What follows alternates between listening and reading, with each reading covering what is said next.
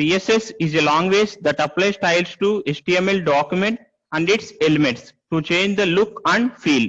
Okay, and is usually stored in the .css style. Okay. Next, advantages. So the first advantage is CSS saves time.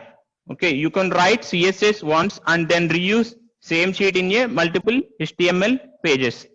Okay, that is first advantage. It saves time. You can write CSS once and reuse same sheet in the multiple HTML pages. Okay. Second one, pages load faster. Okay. If you are using CSS, you do not need to write HTML tag attributes every time. Okay. Just write one CSS rule of tag and apply to all occurrences of the tag. That means, so less code means faster download times. Okay, you use the same CSS code for every HTML tag. That means it have a less code. Less code means pages load faster. Okay, next, superior styles to HTML. CSS has a wider array of attributes than HTML, so you can give far better look to your HTML page. Okay, when compared to HTML attributes, there are wider array of attributes in the CSS. That is the third advantage, superior styles to HTML. Fourth one, multiple device compatibility. Okay, style sheets allow content to be optimized for more than one type of device. Okay, by using the same HTML document, different versions of website can be presented for handheld devices such as PDAs and cell phones or any printing devices. Okay, multiple device compatibility. Next, the disadvantage of cascading style sheet is browser compatibility. That means some style sheet features are supported and some are not supported by the browser. Suppose Google Chrome.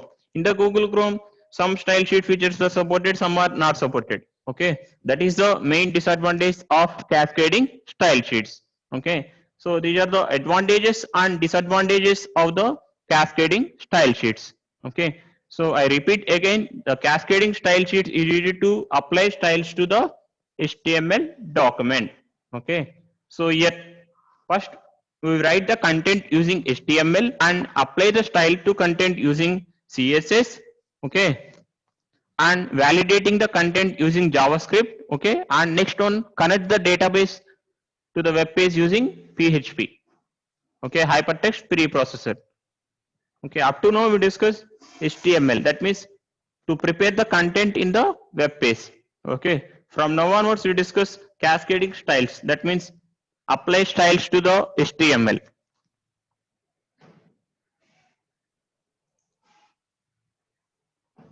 So this is the basic syntax of CSS. Selector, property, value. So here selector. A selector is an HTML tag at which style will be applied. This could be any tag like H1 or any table. In this example, we take H1. Okay.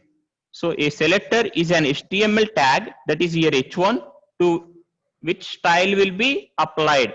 Okay. Next, property. A property is a type of attribute of HTML. A property is a type of attribute of HTML. Okay. Next one, value.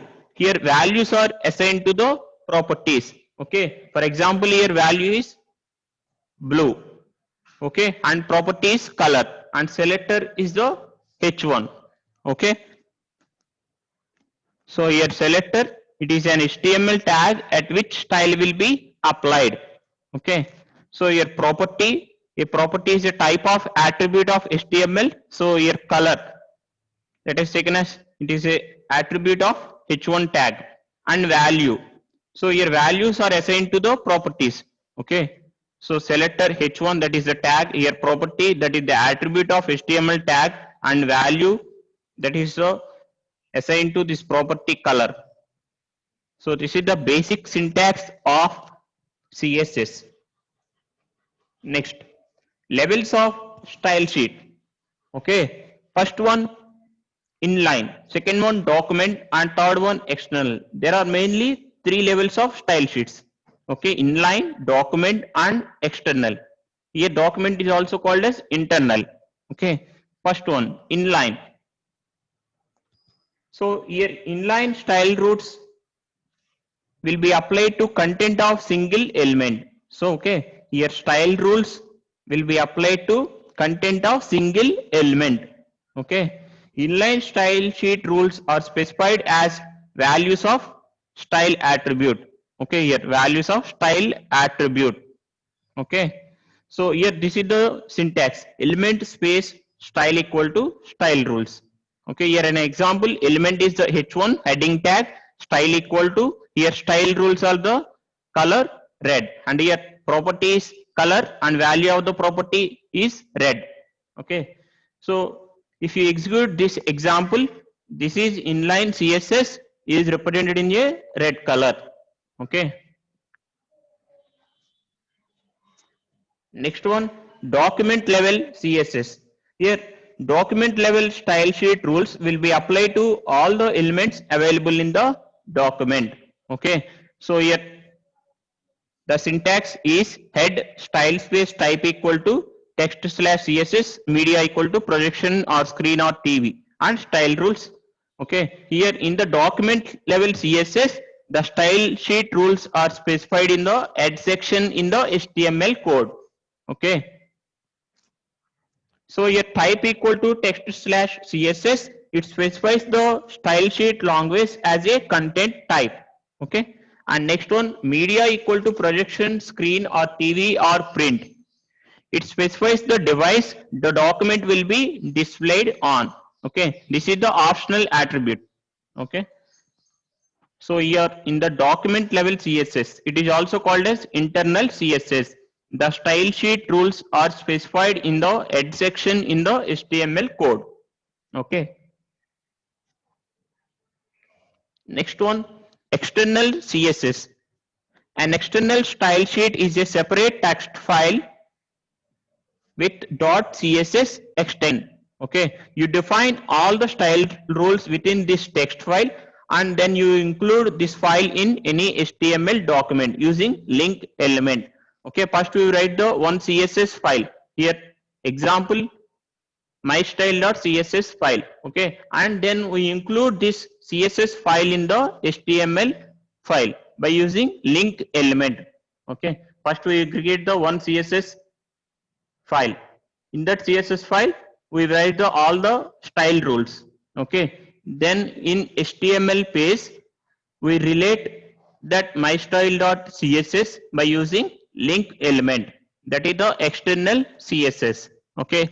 There are three levels of style sheets. Inline, the style rules are specified in element itself.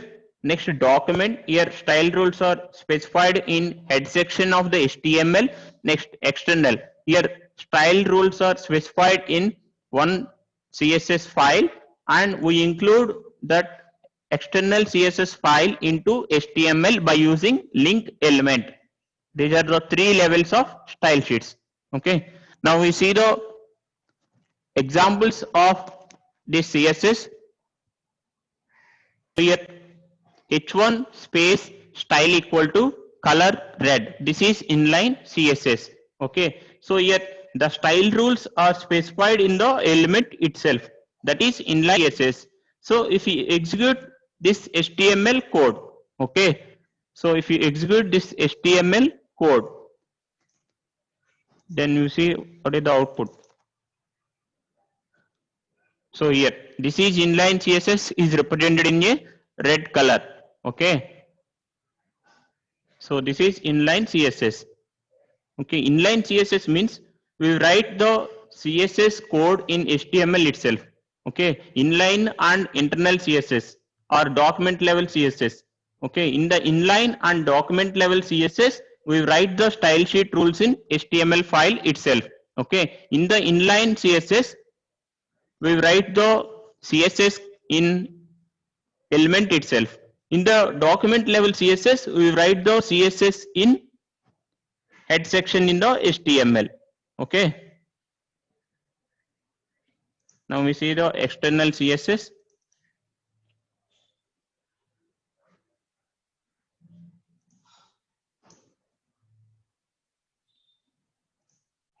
See here, this one is the external CSS.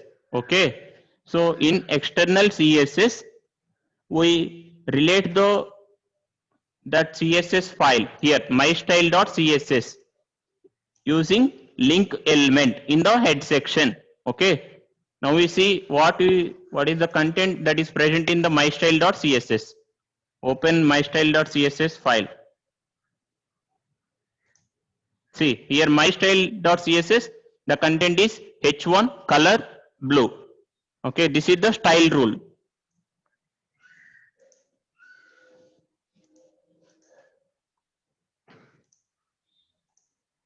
Okay, here whatever h1 tags are in the HTML, that change to the blue color. So here h1 tags WT and CN. Okay, these two are represented in the blue.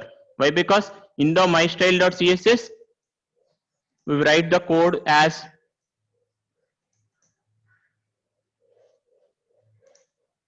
h1 color blue. Okay, so after executing this external CSS file, so here this is the output WT and CN. These two headings are represented in a blue color. Okay, this is external CSS. Forms is the most common way for a user to communicate information from web browser to server. That is called form.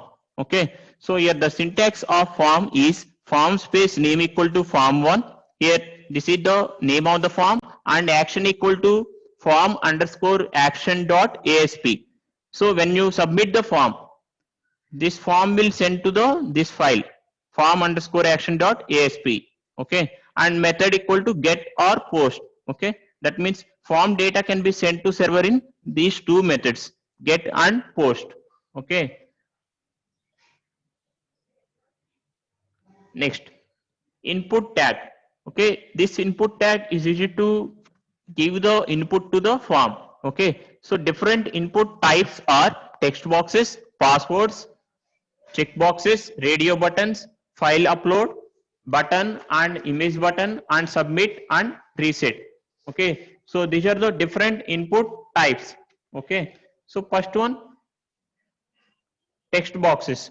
It is used to collect input from the user. Okay, next, password. It is a text box whose content is never displayed by the browser. That means here password is invisible. Okay, password is visible like dots if we give input type as password. Next, checkboxes. That means it is used to select one or more elements from a list. Next, radio button. It is used to select only one item from the list. Okay. Next one, file upload. If you want to insert a file into the form, okay, then you use file upload. Okay. Next, button. If you insert a button rather than submit or reset, then we use this button tag. Okay, next, image button. If you want to insert image as a submit button, then we use this image button. If you want to insert a image as a submit button, then we use this button, image button. Next, submit, that is needed to submit the form. Next, reset, that is needed to reset all the values in the form. Next, text area control. If you want to insert a multiple lines of text, for example, address or any comments, we use this text area. Okay. Next, select tag. If there are multiple options to insert in the checkboxes or radio, then we use this drop down list. Okay, this select option is used to prepare the drop down list. Okay. Next, label tag. It is used to label all the values, either first name or last name or address or phone number, any one. Okay. So let me see the example.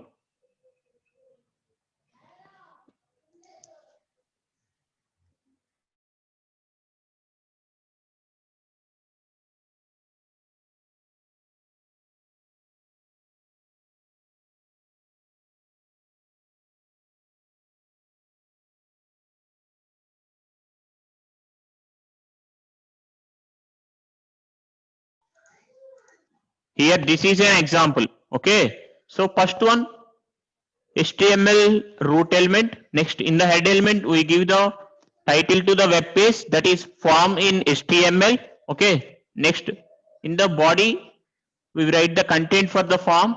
Okay.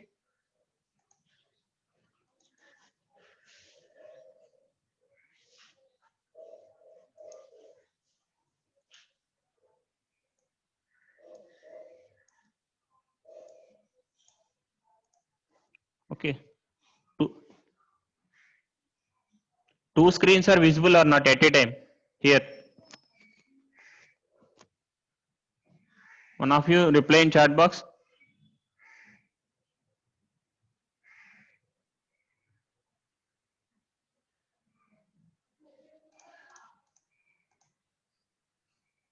Okay. So first we insert the here image.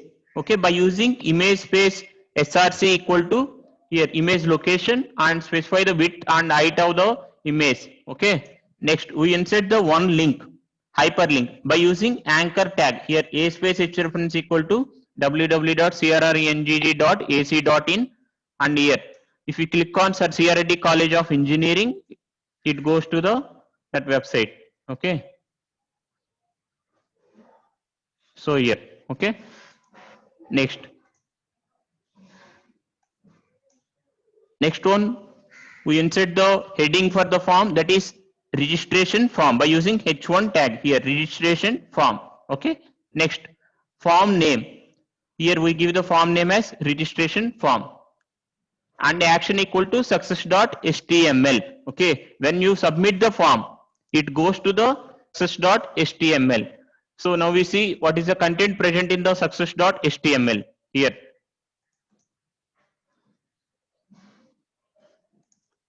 So here success.html is registered successfully. When you click on submit button in the form, it shows registered successfully. Okay. Now back to form. Next one, we add label to the everyone. We add label to the every element in the form. First one, enter our full name. Enter our full name, that is of the input type text. Okay. Next, enter our email, that is of the input type email. Okay. If you give input type as email, you must include @ and dot. Okay. Proper email. Okay. Next, enter your password. Here input type is password. Enter your password. Input type is password. Okay, that is invisible. It is visible like dots. Okay, next, confirm your password. That is also input type equal to password. Okay, next, gender. That is of the type radio button. Okay, that means we have to select only one item, either male or female or others. Okay. Next, difference between radio and checkbox. Here checkbox, input space type equal to checkbox. If you give input type as a checkbox, you have to select more than one. Okay. The difference between radio and checkbox is, if you give input type as radio, you have to select only one. Here either male or female or others. Okay. Next, if you give input type equal to checkbox, you have option to select multiple items, C or Python or Java. C and Python and Java both, C and Python. Okay, that's it. Next, enter your address. Here I give enter your address as the text area. That means you want to insert a multiple lines of text, you use text area. So here enter your address, text area. This is the text area. Okay. Next, select option, it is used to select items from the drop down list. So here select your course. Here we represent the drop down list in the form. Okay. If there are multiple options in the either radio or checkbox, we use drop down list. Okay. Next, upload our resume. Upload our resume. Next, we insert the file upload option using input space type equal to file, value, file upload. Okay. Next, here submit button and reset button. Here input space type equal to reset, value equal to reset. If If you click on reset button, it resets all the values in the form.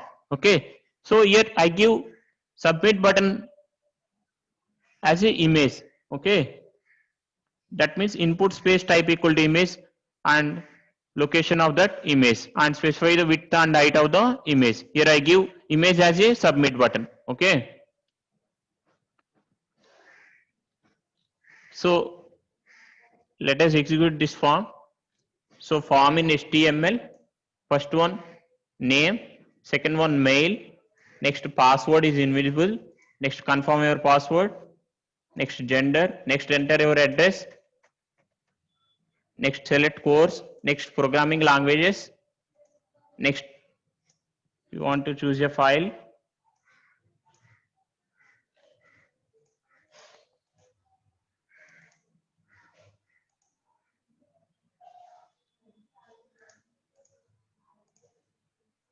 okay. Next, if you click on submit button, it submits the form and shows registered successfully. See, here when I click on submit button, it shows error at email. Why? Because email compulsory consists of @ and dot. Okay. Now I click on submit button. So it shows registered successfully. Okay. This is the output for that example form.